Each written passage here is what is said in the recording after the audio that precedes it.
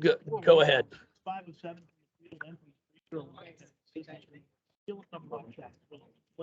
11 points. Hey, Jeff, this is Ken.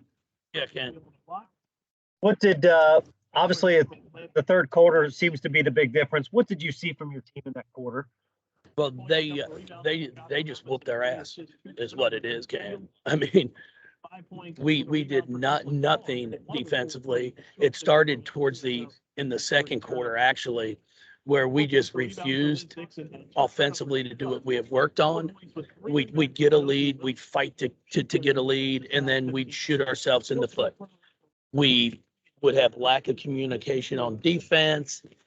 Everything that you can imagine that could go wrong went wrong.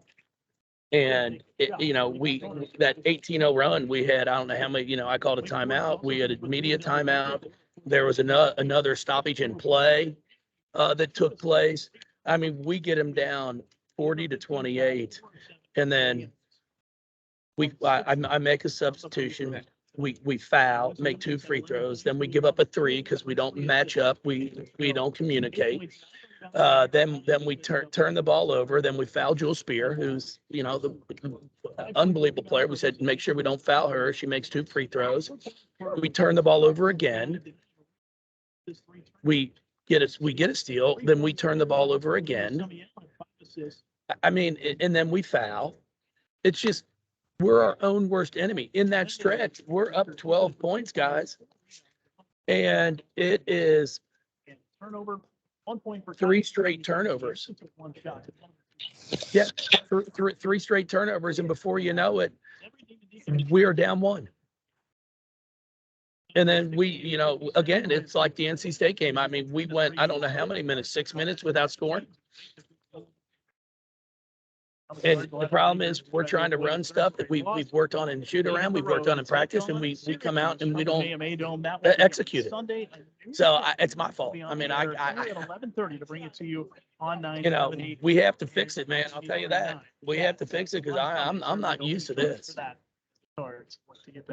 Jeff, it's Eric. It's weird because you're getting leads in these games. You seem to, I mean, I don't know if you're not playing as well as you want to, even when you get the leads, but you're getting leads and then something, I mean, I don't know. Is it completely bad or is it just something happening and not working right? No, it's bad. I mean, we go brain dead. We try to make plays that aren't even close to there to be made.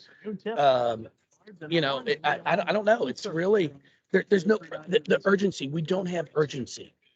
We don't have the killer instinct. We get up 12, and is there 5 players going get another stop, get it to 14, get it to 16? That's just not. We just don't have that right now. I mean, we're yelling it on the bench, but I gotta get 5 players on the floor that are just willing to really sit here and say, damn it, we got a 12-point lead in the third quarter. Let's put this thing away. And instead, we let them go on an 18-0 run. We scored with 7:21 to go, and then score again with 1:26 with an and-1. Yeah, it looks weird because you're trapping, but they're not really running to the traps. They're just kind of casual traps a little bit, and you're fouling at the end, but they're not necessarily going for the ball. It's maddening. It's that's why, my staff's like, we need to mad dog more. We got to 1-2. Our traps are so bad, and we practice it. I promise you, it's not. I'm like, guys, you got to close the trap off. You got to make them throw a loopy pass or get a deflection, and we don't. And every once in a while we will, but it's not consistent enough to where I feel confident that we can go out there and just try to dictate to the opponent. So, I mean, yeah, go ahead. Jeff, is that the maddening part? Because it seems like you guys have stretches of really, really good basketball in you, but it's just not being able to sustain it. And kind of like you said, maybe the killer instinct. Is that a tough thing, just knowing that it is in there for this team, it seems like? Oh, it's maddening because we are extremely talented. We're extremely talented. But like, if you don't play together and play for each other and have a joy for each other, it doesn't matter. individual talent is not going to beat a good team. I mean, guys, we've proven that here. I mean, we haven't always had the best 5 players on the floor, man. We had 5 that played together, and they were out there ready to just kick anybody's ass. And unfortunately, it's our issue. I mean, we cut the lead to 2, 55-53. We get a stop, they turn over, and then we turn the ball over. It gets to 4. We get it back to 2 at 59-57. And we have a defensive rebound, a missed field goal in the paint, which is where it's a 2-on-1 fast break. And instead of going to the basket, CC goes out here to the 3-point line. And every day we sit here and say, go to the block, go to the block, go to the block, 2-on-1, go to the block. So we miss that. We get the offensive rebound. We miss a second chance drive to the paint. We get a defensive rebound, and then we turn the ball over, and then we foul the 3-point shooter. Which it's maddening. It really is, and I feel for him. I do, because it's like shit that it's controlled. Like we guarded for 28 seconds, and they're going to throw up a Hail Mary, and we fouled the 3-point shooter. And I'm not sure we fouled her, to be honest with you. She flopped. But again, I say it all the time. If you're counting on them 3 out there on the floor, to make a call when someone flops. It happened in our Boston College game. They called foul on Eureka, and the kid she kicks her leg out to get hit. I mean, it's like, but guys, you can't even. It's hard because you want to contest a shot, but it's like, my God, all you have to do is flop, and they call it. And it's a 3-point game or a 2-point game when they call that flop, and it's just it's unbelievable. Jeff, I know that when you get a technical, you want one. I didn't get the impression that you wanted to get that one in this one, but Eric, I sat there, I was sitting down, one of them standing up, and I just said, you're missing a really good game, and I feel bad for these kids. It's unacceptable. That's what I said. It's probably not the worst you said even tonight. So well, I mean, it wasn't a game. I mean, it's just nothing. Yeah, it is what it's embarrassing. And the problem is, it just, I mean, you send stuff in, you show it, I get the response. Yeah, you're right. Shouldn't have been called. That was a bad, but it doesn't matter. It's not going to change the game.